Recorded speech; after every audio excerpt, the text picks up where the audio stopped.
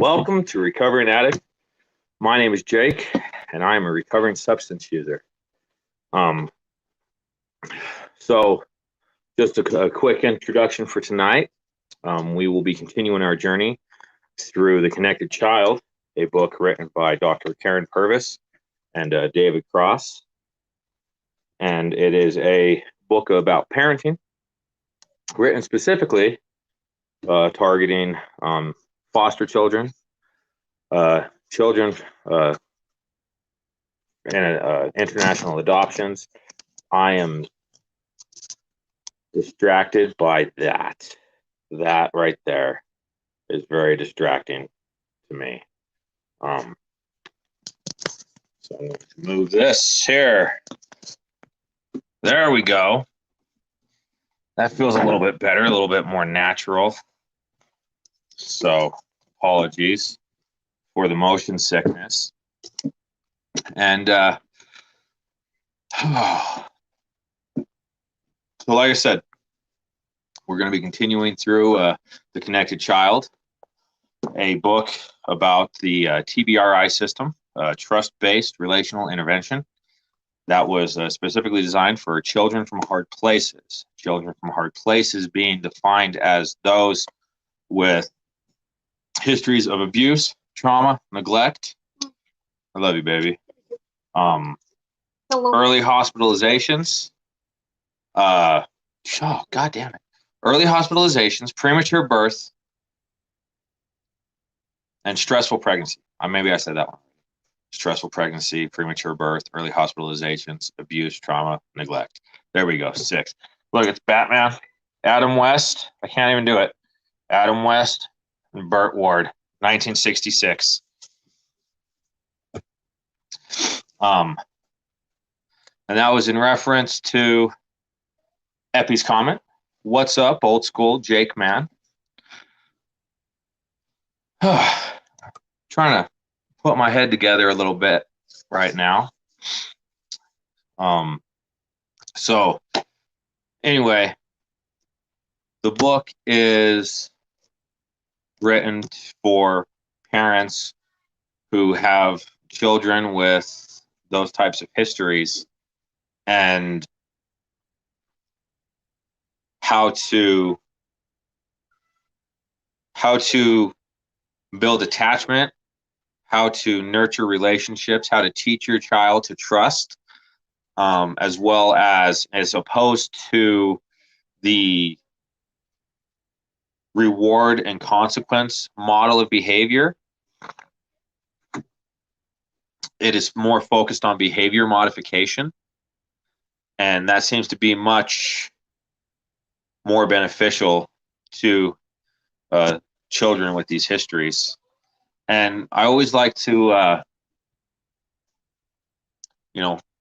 come in with, we as addicts, there are, we may have, we probably have abused or neglected our children without realizing, during the course of our addictions. And we have to accept that it happened. And like today, the just for today was called direct amends and indirect amends. And so if your child is displaying some of these behaviors that could be classified as a sensory processing disorder, or any unusual behaviors like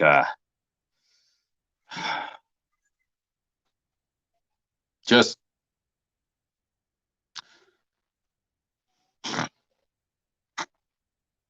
the probability that we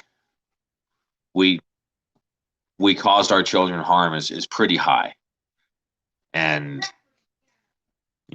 we apologize, and then we have to adjust our attitudes to change our behaviors so that we don't do it again, so that we can continue to build those relationships, repair those bonds, and move forward and make that living amends. Like I went into some detail during this morning's coffee stream and shared some things, shared some more of myself, and I felt really good about this morning stream. It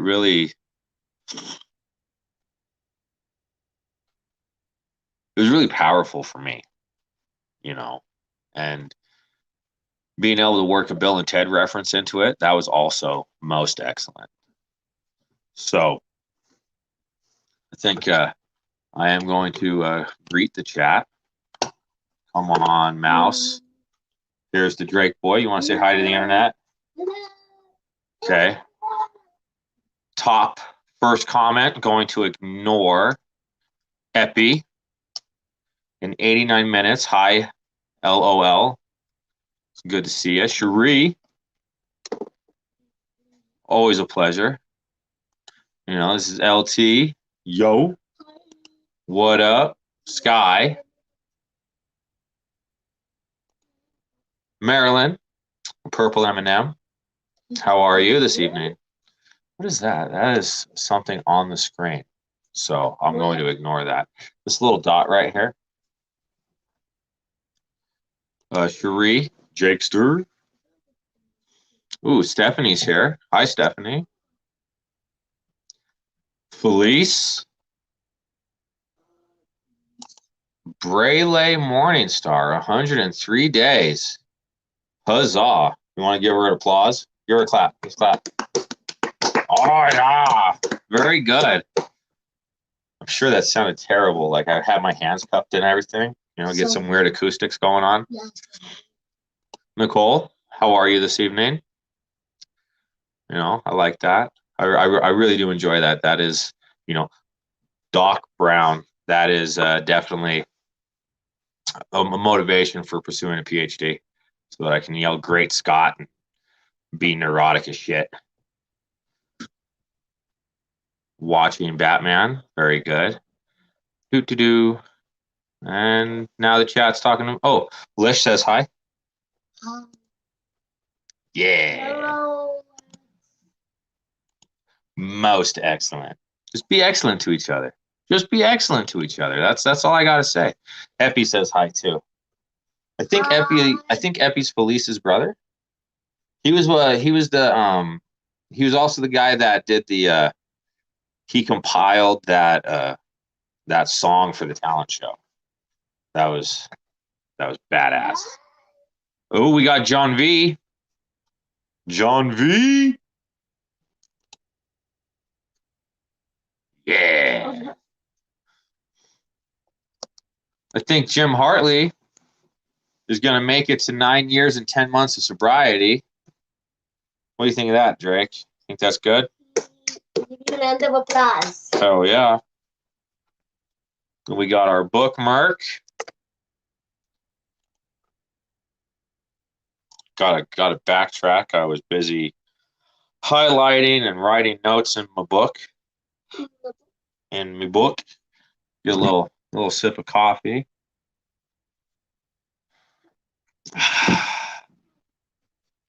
Okay, baby.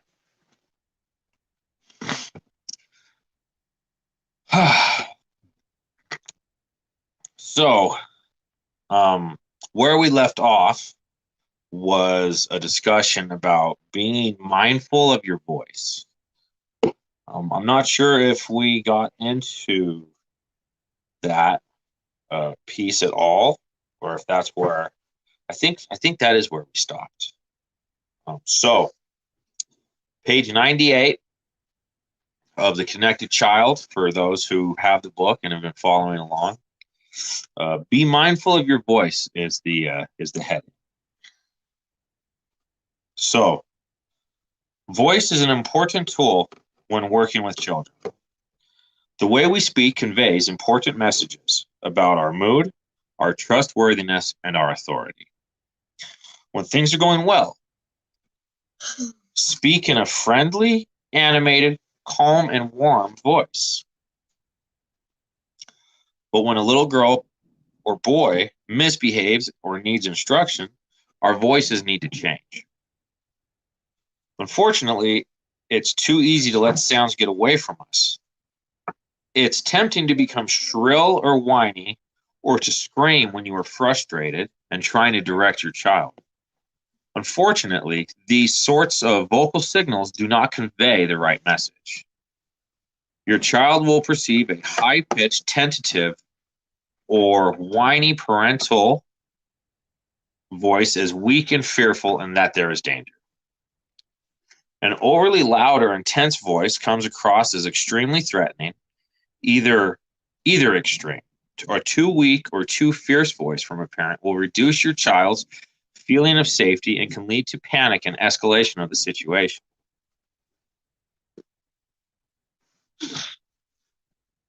So we gotta work on that. We gotta, like I said, there's the two extremes, and we have to try to find that middle ground. But then there's also modulating your voice in relation to the situation. That we'll get into in a little bit more depth as we progress through these pages. And definitely listen to John B. Ring that bell to be notified. And also, if you're on Facebook, make sure you hit that bell, like, subscribe, share, hit that bell. If you like what you see, and so that when we're live. You are distracted.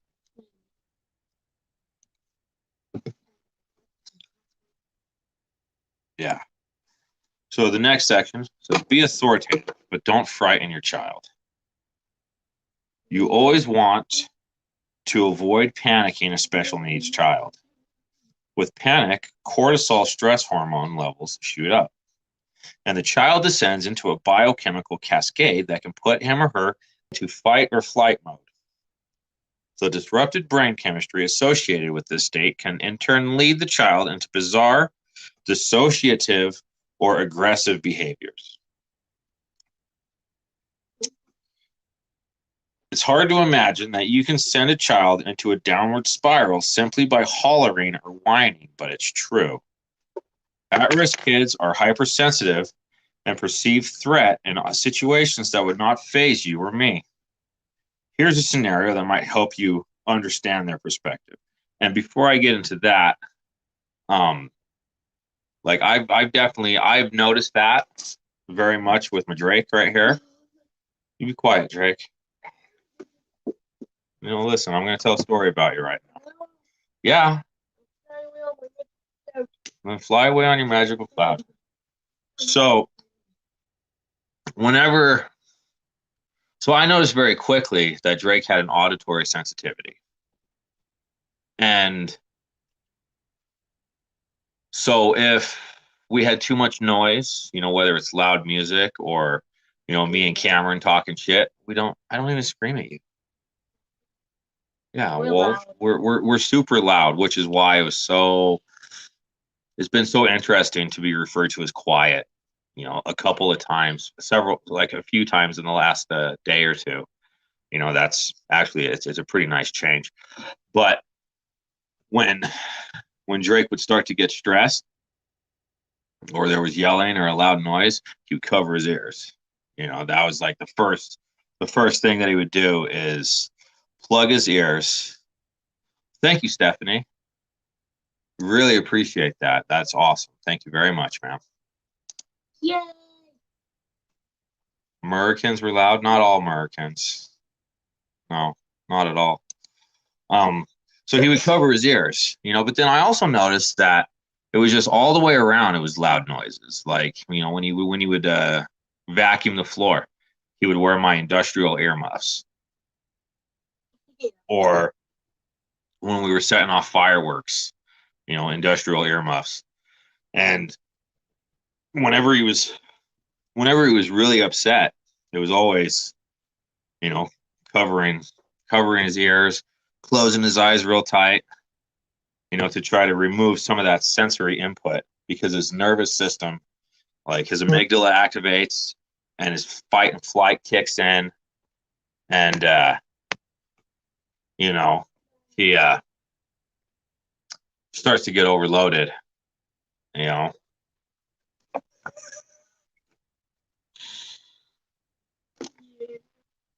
So that's something that I've definitely had to pay attention to, right?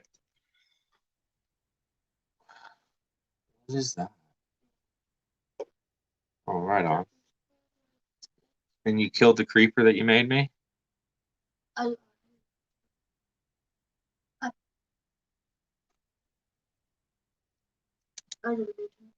I totally do that I totally do that was thing and usually end up crying. I had zero idea why. Thanks. Excellent. That ear thing. Okay. Awesome. I was like, what are you talking? Okay, Drake. That's okay. So here's that scenario that I mentioned. Imagine that you're walking down the road, chatting with a friend on your cell phone. In a split second, you see an out of control car careening on the wrong side of the street, shooting straight towards you. Your heart pounds and all thoughts fly out of your head, making discussion about tomorrow's activities with your friend impossible. You knock other pedestrians out of your way in your instinctive flight to escape harm. In a physical sense, this is how an at-risk child responds to stressors. Early life experiences and impairments have hardwired the child to perceive greater danger all around. His or her stress alarm is easily activated. You always want to avoid unnerving, panicking the child through your voice or other means. Fortunately, by providing felt safety and using other techniques in this book, it is possible to ease a child down this fear precipice. However, unlearning that terror is a slow process. Allow me to take this pen and underline the word slow, and then repeat that. Slow process. It takes a lot of patience, it takes a lot of tolerance, it takes a lot of understanding and compassion and empathy to, like, parent in this way. Did it, or was it me? Did I quiet down? Can you hear me now? Like, let me know if you can hear me. Well, somebody commented that the audio just got low, and it could have been because I adopted a lower tone to emphasize that. It just went a little bit too low. Okay, cool. So, ow, my leg just went numb. Well, I had it pressed against this thing, right? Against this board right here. With my other leg, so it's fine. Ow! PD. Oh, and then we had Leslie in there. Kristen Rocky. That's a new name for me. Yeah. So, next header. Use the voice of authority. When you need to get the child's attention and enforce boundaries, the best approach is to use a distinctive, modulated voice reserved for serious situations. The voice of authority. Petey says, "What up, Greg?" What up? What up? Ow. Okay, now we have a little box here, a little gray box. So speak with authority. When you use the voice of authority, your vocal delivery is more assertive and firm than usual. Your volume is a degree or two louder than usual. Your pitch is lower and deeper than usual. You speak more slowly and distinctly with few words.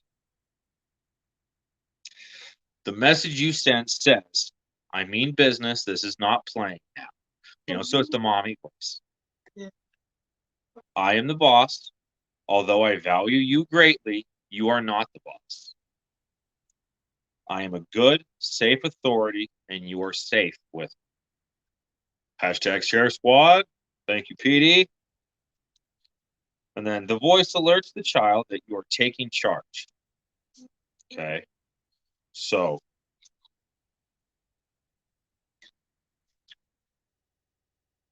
you are taking charge and demanding attention immediately.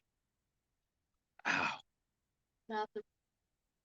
I just popped my neck. But it does not send her into a fight or flight frenzy. So stern, assertive, but not with an aggressive inflection that can activate those defense mechanisms. The minute a child complies with the instructions given in the voice of authority, return to praise. Like immediately shift gears back to praise, encouragement, and playful interaction in your ordinary speaking style.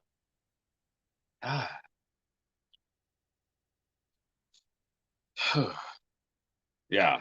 So, what do I do to you? Like when it's time to do something, what do I say? I'm not good. You are a part of this. I'm asking you a question. What do I say? When you're doing something and I need your attention? Pause. Pause. But how do I say it? Pause. Okay. I say the word. Pause. Yeah. And he knows. Like he knows immediately. Like pause. So he'll hit pause on his show or the video game or whatever it is that he's doing. And I usually have to prompt him to come like to me. And yeah. I'm still working on getting you to a point where when I ask you to pause, you just come in my direction so that we have that conversation.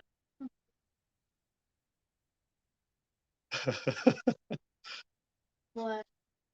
John says, we also say pause like this. Turns to camera 2. We'll be right back.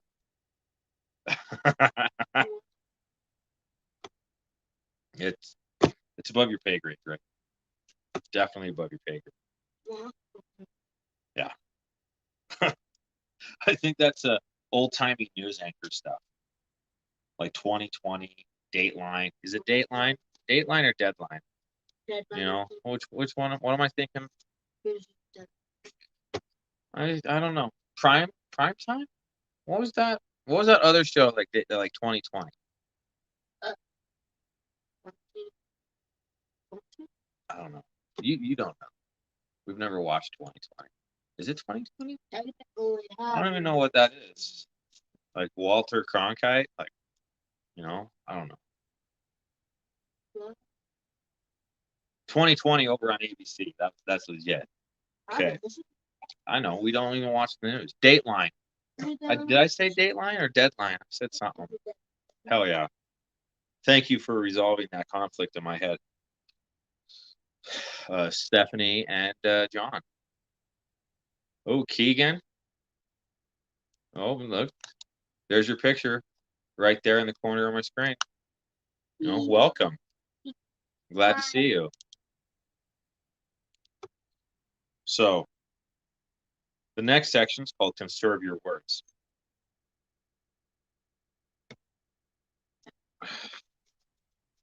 Two-thirds of the at-risk children we work with have a tough time understanding and responding appropriately to the spoken word. If you pour on lots of spoken instructions in a fast flow, these kids will glaze over and drown in the verbal gusher.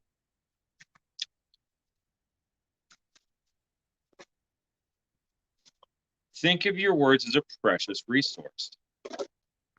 When you give instructions and work on discipline, don't squander this resource. Cut your word flow down to a trickle.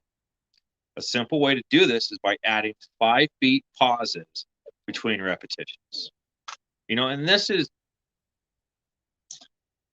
The children from hard places, they have this tendency to have a lowered linguistic processing capability, meaning that when they are in that hyper aroused state, that they literally can't process and retain as many words as we can put forward, which is why Drake knows when I say pause, he knows exactly what I mean. When I say pause, stop what you're doing. I need your attention. And then if it's you already take a shower? Okay. Yeah. Look, I was just making sure because I remember asking earlier that telling you that it was a shower night while I was live stream. What? Okay. So, I will say, Muru, stop it. Nope, don't even come over here. Don't even come over. Go. Be gone. Be gone with you, whiny. Be gone with you. Like, your beard is... Go on. Get out. Be gone. Wow. Anyway. So, and that's why when I'm talking to Drake, it's pause, dinner time, or pause, put your laundry away, or, things like that. Just so that I don't overload him. Or if we are having a dispute, I try to keep my sentences short, keep my voice, firm but not aggressive. And I'm still working on that. We had some frustrations on was it Sunday? We did the Skyline Trail. When we were hiking, it was far more intense than I was anticipating, and he was struggling, but I wanted to get to the top of the mountain, and I was getting impatient, and really wanted to push through, and so we had some issues. So Kristen Rocky asked a question. How would you bring that in pause? Explain to them just how you said, give some examples. How do you mean? Like I've been running scripts, which is what that's called, running scripts, just short phrases to convey a lot of information for a couple of years now. Hell, even before I even knew I was running a script, my kids getting wild. We're at Walmart.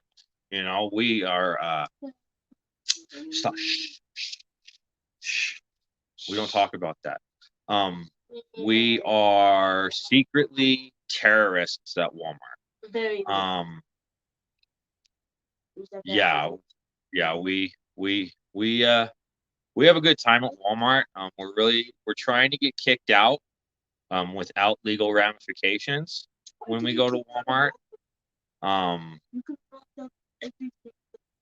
No, you can't. I don't want to break anything. I have to pay for it. That's why we go to the toy section and beat the shit out of each other with swords. Like, you can push that continue to fall and you don't get kicked out. You can climb up. Walmart's not Toys R Us, dude. Me and Cameron got kicked out of Walmart for eating a sandwich that we paid for in the bean bags in electronics. Yeah, I understand. Yes, agreed. I had a point there. Oh, pause. Yeah, I totally lost the so scripts. So I've been running scripts. So when we get rowdy, and it's time to chill, like be zen. Like, calm down, be zen. My boys know, all right, cool. Like shut it down. Be zen, shut it down. Hey, like in the book, let me see those eyes. Holy shit, I can't take this. Cannot take this. I'm getting all kinds of stuff going on. I really needed to take that phone call. Don't. It's fine. It's fine. I'll call her back. Be zen, or like I just say eye contact. Pause, eye contact. Reach over, gently put my hand on his shoulder. But then there's also like a conversation like that we had first. I told him, I'm like, Drake, okay, so this is what I'm gonna do. When you're watching a show or when you're doing stuff and I need your attention,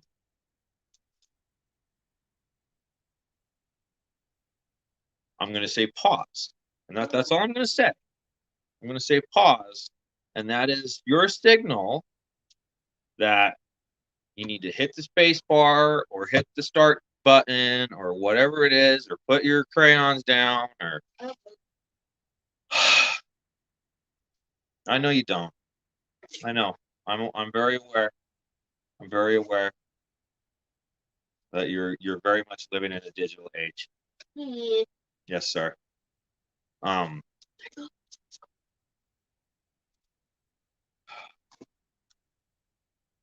gonna get a new coat.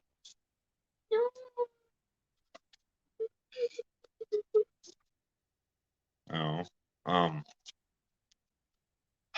So like we had that conversation.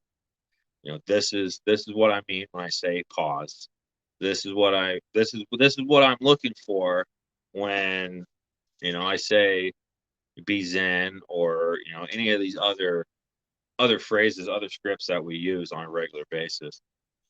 And this is a gigantic jug of kombucha.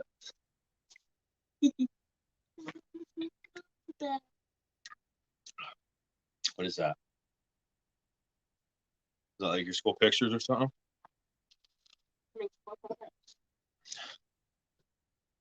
I just said the exact same thing with one slightly different word. It was synonymous. It meant the same thing. Yeah, but photos and pictures are the exact same word, just with different letters.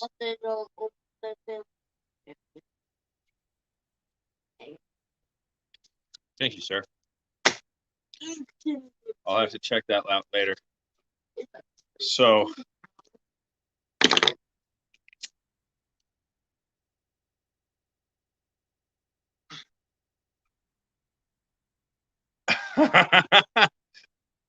wow.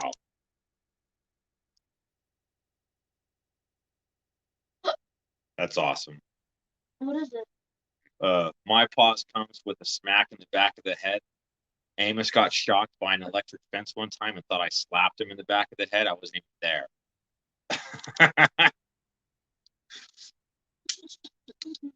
Stephanie says that we are awesome. So you. Yeah. Conversation first, and expect, like, I was met with resistance for a while. Like I had to practice some serious diligence to continue, that moving that forward, so that we had that routine established, so that we could create that pattern of behavior, so that it wasn't just, oh, we're going to try this. Oh, it didn't work. Like we're on like day 2 or 3. We're just going to move on, go back to the way we were. No, like it took time and it took patience to really solidify that as a practice. And then also,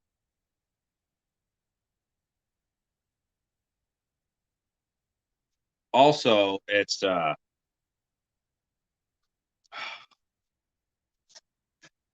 shit. Okay, that's fine. Okay, goodbye. Where are you going? Why are you going upstairs? I thought you were going to be co-host.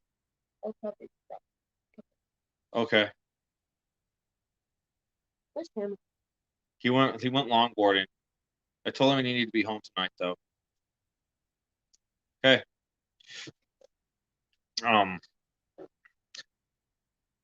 Yeah, I lost that one. Yeah, just anyway. So moving on. Now that that's gone forever. Where was I?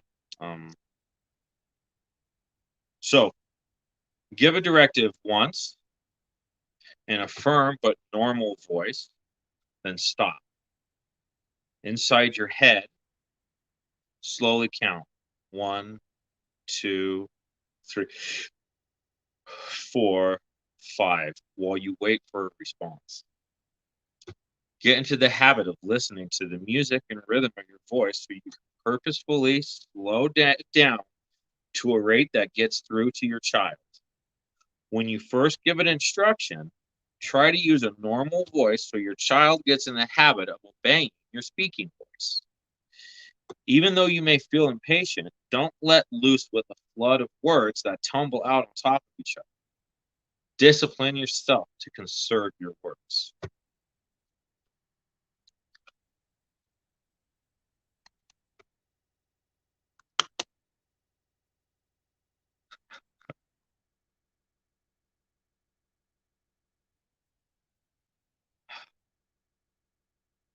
Oh, that's it. Oh, you spoke too soon, John.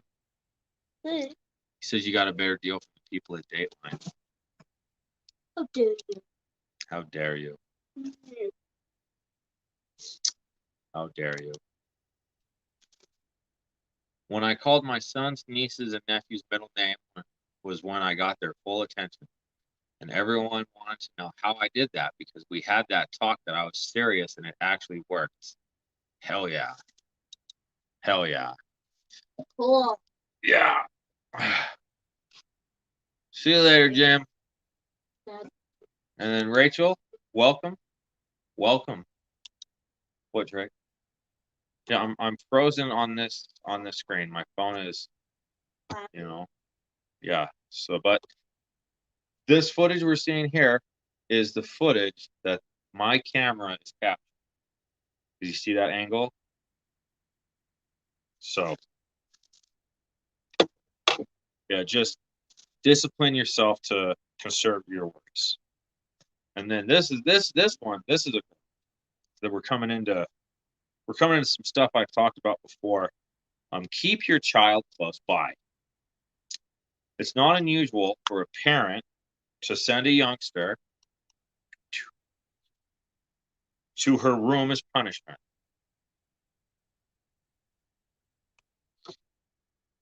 A similar popular disciplinary strategy is the timeout, which also sends the child away from the family for a period. These isolating strategies may be useful for biological children who are already connected and emotionally bonded to their families.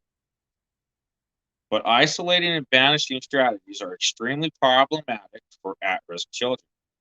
Because these kids are already disconnected from relationships, attachment challenged, and mildly dissociative because of their early histories of neglect and abuse. Isolation is not therapeutic for them.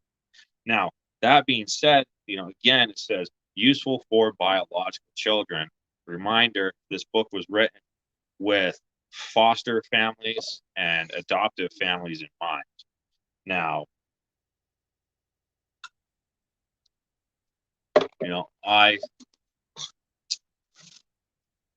I do not do the timeout thing.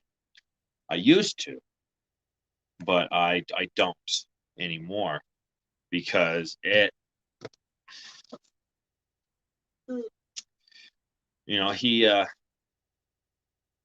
like I said, it there was definitely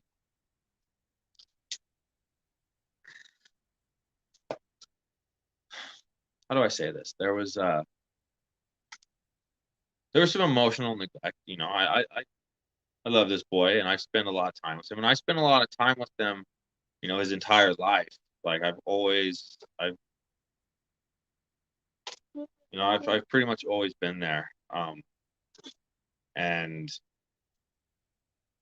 there was so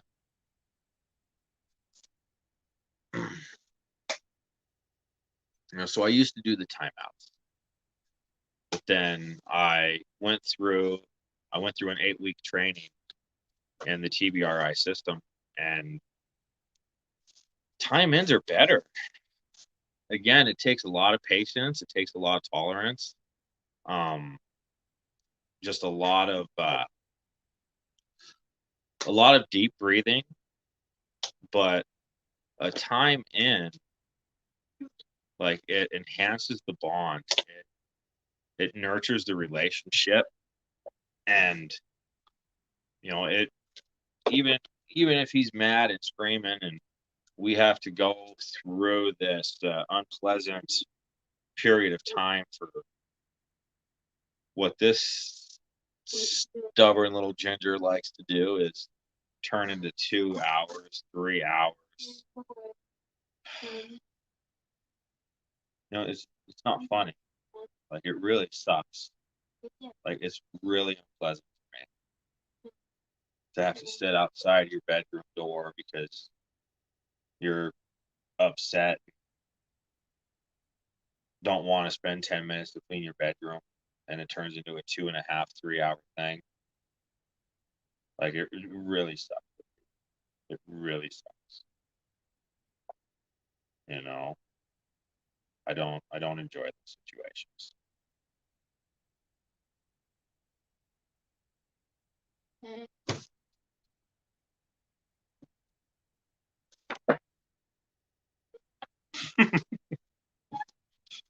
And so I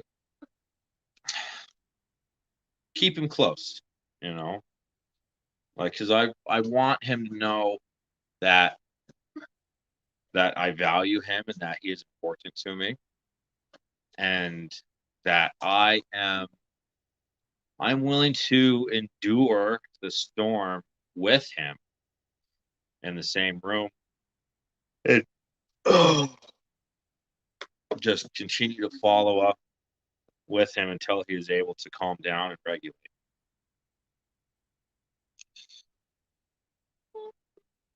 So one difficulty is that children's bedrooms are typically loaded with entertainment, electronics, and toys that distract and absorb you. Sending a child to her room is essentially sending her to a playground where she can amuse herself alone, detach emotionally, and forget about difficulties in the family. Isolation, no matter how brief, encourages the child to focus on things and objects and not on relationships. Oh, thank you very much, Marilyn.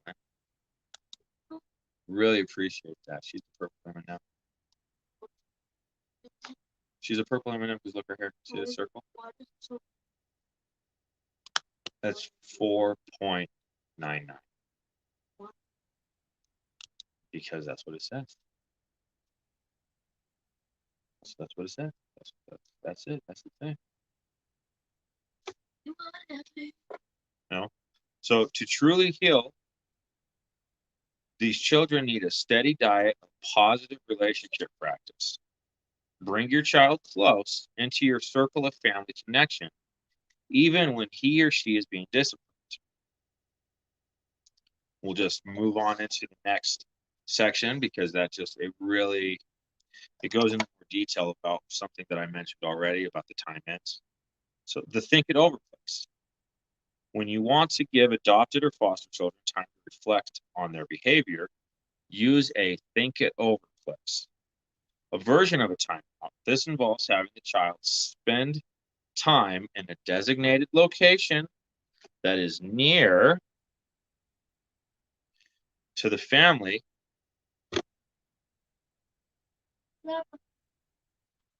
All I saw was the screen glitch, so I wasn't sure what was going on. Near to the family and offers few distractions. In a sense, what? I don't know. I don't know, baby. I have no idea. Go talk to grandma. She has all kinds of color pencils.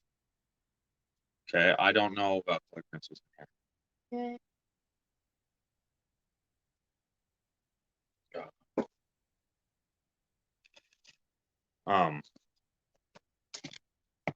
In a sense, this technique becomes a time in, where instead of being sent away, the child is brought closer. The child doesn't go there alone, but is accompanied by an adult who stays quietly nearby. See, and that's important. Say to your child, I want you to sit right here. I'll be close by. Think about what you did wrong and how you can do it right. When you're ready to use your words, quiet backstage. When you're quiet backstage. When you're ready to use your words and tell me about what you did, say ready. You see that script?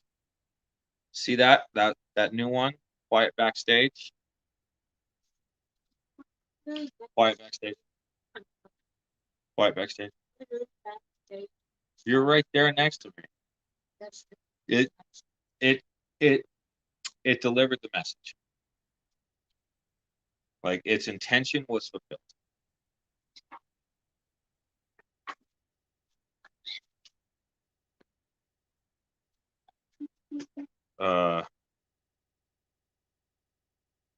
Your child needs to be sitting someplace nearby and within eyesight, perhaps on a small chair near you. There should be no toys available to distract him.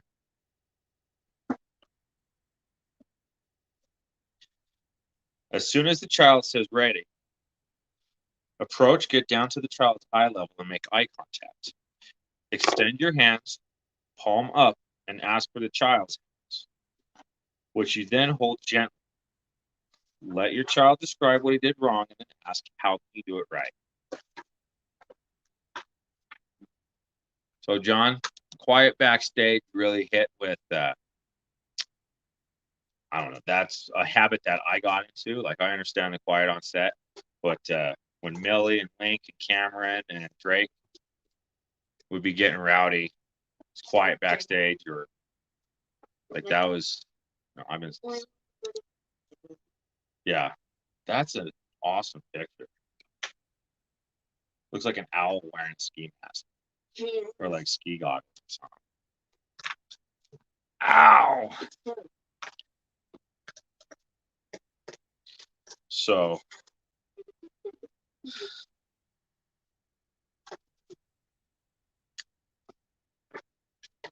if your child comes up blank, prompt him with a suggestion. Then say, let's do that now. Together, return to the exact scene of the crime, the location of the misdeed, and arm in arm play out the scene correctly. This redo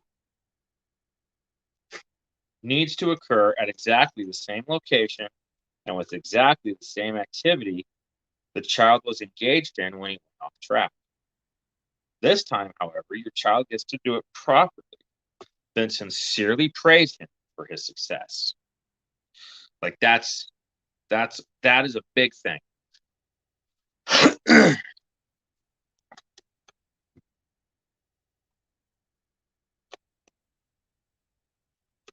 Where are you, LT? Where is it way too hot? Are you talking about Utah in general?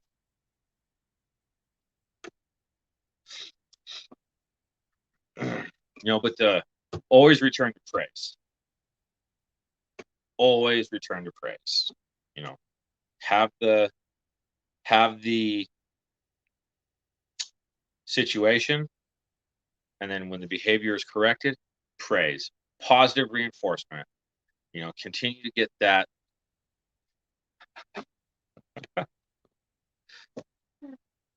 Yes, Utah in general.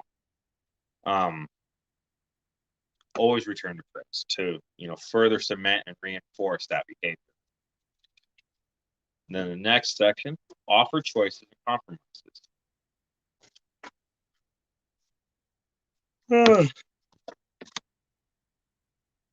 Oh my goodness. I am tired. I am tired. Is it 95 degrees? Is that really how hot it is? That's wild. Maybe that's why I'm so tired. because I was basically in a giant toaster oven all day. Like, it was shady, so I was, reasonably comfortable, but that shop is made of metal, and there's a fan, but I never did plug that thing in. When you're laying on concrete floors all day, it's just not really that big of a deal. Doing oil changes and shit. So tired. So the next section is offer choices and compromises. Let's say you just asked your impaired child to pick up her toys. You are certain she has heard you, but she is ignoring. Now what? Don't holler, don't yell, or react with, why do we have to go through this every time? Why don't you just pick up your toys? If you do, you will shoot yourself in the foot. Those approaches can make a child blow up, particularly if she lacks the mental processing or language skills necessary to articulate an answer quickly. The more you pick at her, the more frustrated she gets and the more her behavior deteriorates. Do gain eye contact and then firmly and kindly address the misbehavior. Always focus on the behavior and not the child.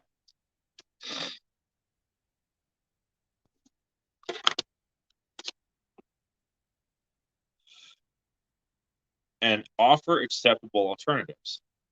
This is a far better and relatively easy way to diffuse potentially difficult situations. Imagine this conversation. It is not okay to ignore me. I asked you to pick up your toys. You need to either pick up your toys or ask me for a compromise.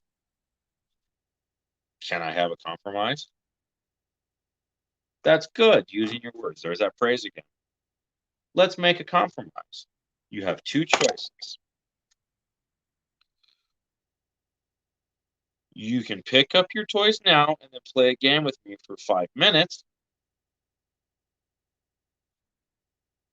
Or we can play together for 5 minutes and then you can pick up your toys. Which do you choose? If your child squirms a bit and tries to avoid choosing, don't let yourself get snagged into an argument. Repeat the choices without saying anything else. You can pick up your toys now and then play with me for 5 minutes. Eventually, she'll choose one. Suppose she says, I want to play first. Now you reinforce her choice and ask her to describe how the next scene will unfold. Okay, good making a compromise. So what's going to happen first?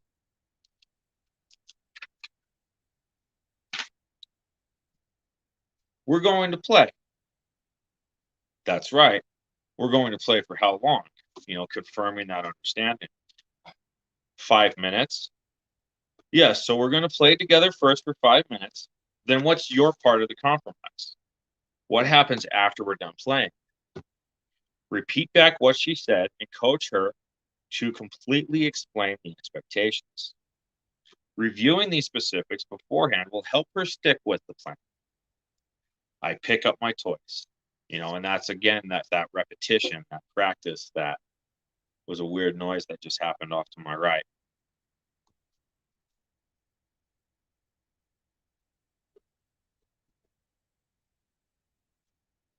Yeah, that's it.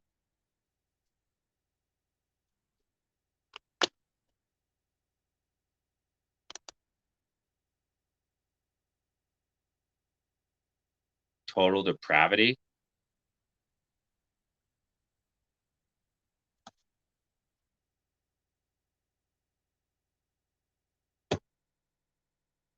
Depravity. Spell check that, please.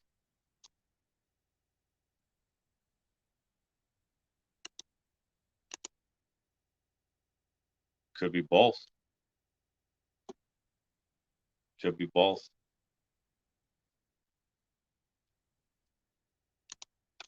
I wear many hats, so it could be both.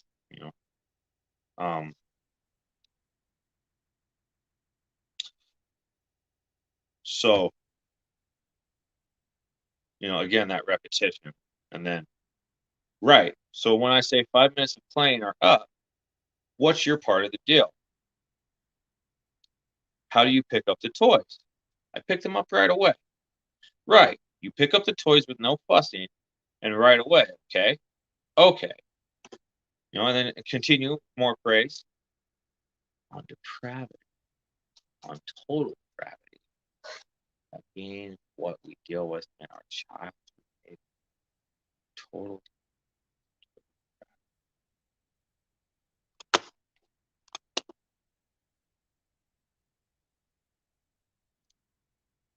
I need you to open up that idea a little bit more for me.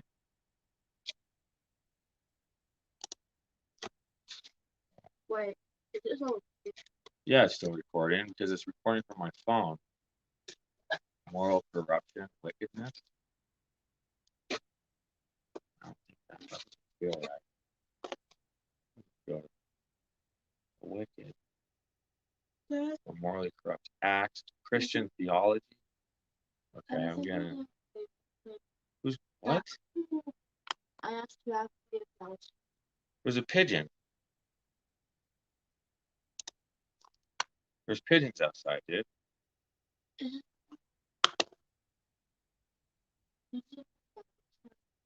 Yeah, please open up that idea a little bit more for me.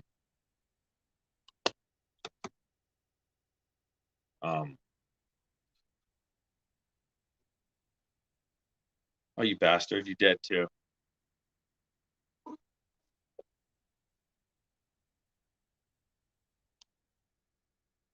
Absolutely dead. Nailed it.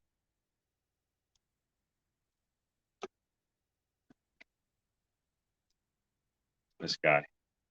But that's absolutely what happened.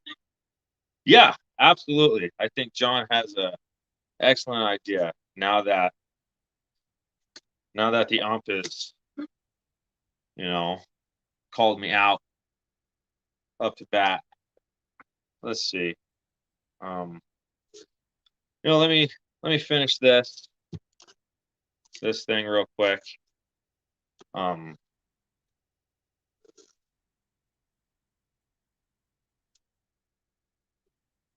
we'll finish it next time. Pick up right there next week. So, okay. Drake, you ready for the serenity prayer, sir? Okay. God, grant me the serenity to accept the things I cannot change, the courage to change the things I can, and the wisdom to know the difference. Amen. Oh, and there's that. Okay. Yeah. Now that LT is completely derailed with that, that was, I don't know, that was incredibly thought-provoking, and you're sort of a bastard for that.